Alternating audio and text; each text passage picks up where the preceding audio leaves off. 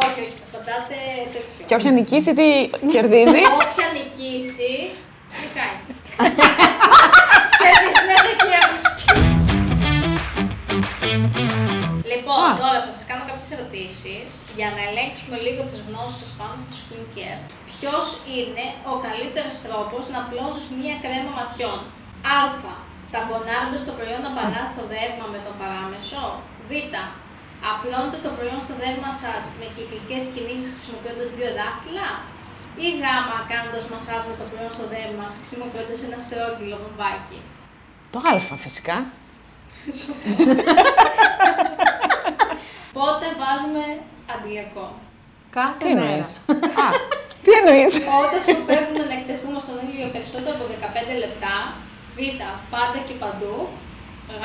Τις μέρες που έχει λιακάδα και σκοπεύουμε να εκτεθούμε έστω και για λίγο. Πάντα και παντού. Τι εννοείς? Εγώ λέω, επιμένω.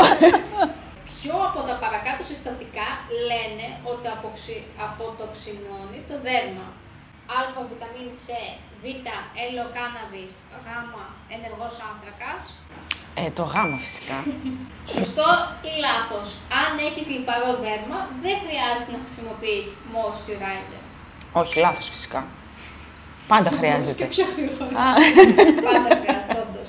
Ποια είναι η σωστή σειρά εφαρμογής? Α. Cleansing gel, serum, toner και moisturizer. Β. Cleansing gel, toner, moisturizer, serum. Γ. Cleansing gel, toner, serum, moisturizer. Το τελευταίο. Το τρίτο. Τέταρτο είπα εγώ. Ποιο συστατικό είναι απαραίτητο για την ενίσχυση της παραγωγής κολαγόνου στο δέρμα? Α. Ιαλουρονικό οξύ. Β. Πολυσακχαρίτες από κοινόα. Και Γ. Προβιταμίνη Β5. Ωραία. Β. Κερδίσατε. Τι να πω, δηλαδή περίμενες το ένα λάθος.